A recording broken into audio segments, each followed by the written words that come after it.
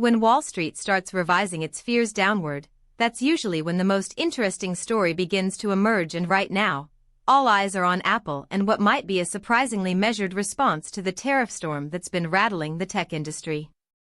JPMorgan, one of the most closely watched financial institutions when it comes to Apple analysis, has come out with a notable reassessment.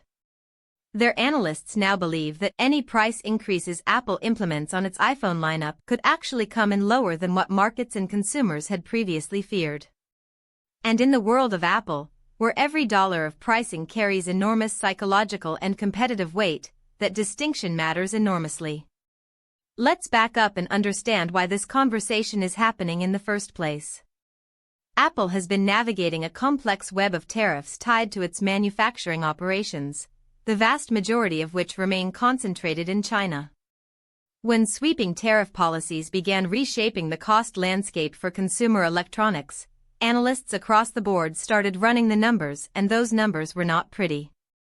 Some estimates suggested that Apple could be forced to raise iPhone prices by anywhere from a few dozen to, in more extreme projections, several $100s per device, depending on tariff severity and Apple's ability to absorb costs internally.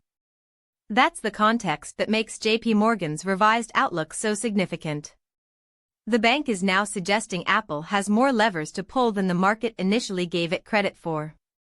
The reasoning here is multi-layered and genuinely fascinating when you dig into it. Apple could absorb a portion of the tariff impact through its own margins, which, while premium, do carry some degree of flexibility.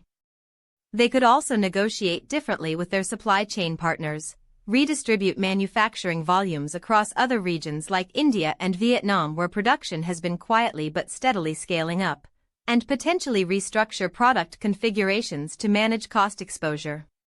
There's also the question of timing and strategy. Apple doesn't typically respond to external pressures in blunt, reactive ways. The company has a long and well-documented history of engineering its pricing moves with surgical precision, rolling out adjustments gradually, tiering them across product lines, or bundling them with feature announcements that shift consumer attention from price to value. JPMorgan appears to be crediting Apple with exactly this kind of strategic sophistication. Now, what does this actually mean for consumers? If the bank's analysis holds, the buyer walking into an Apple store or visiting apple.com later this year may not face the kind of sticker shock that some headlines had been previewing. That's meaningful. Apple operates at the intersection of aspiration and accessibility, and aggressive price hikes risk disrupting the upgrade cycle that is genuinely central to Apple's revenue engine. Keeping prices closer to current levels or raising them only modestly protects that cycle and keeps loyal customers in the ecosystem. For investors, this revised outlook is equally significant. Apple's stock, trading on NASDAQ under the ticker Apple, has faced considerable volatility as tariff uncertainty has clouded the earnings picture. A scenario where price increases are moderate rather than dramatic suggests Apple's unit volumes could hold up better than feared, which in turn supports revenue projections and margin stability. JPMorgan's position essentially argues that the bear case on Apple's tariff exposure may be overstated. Of course, this isn't a final verdict. The tariff landscape remains fluid. Geopolitical tensions between the US and China haven't resolved, and Apple's own supply chain diversification is still very much a work in progress. JPMorgan is offering a recalibration, not a guarantee.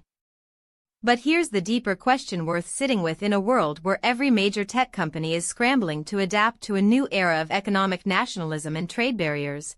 Is Apple quietly proving that true competitive moats aren't built in factories, but in the strategic intelligence that determines how you respond when the rules of the game suddenly change?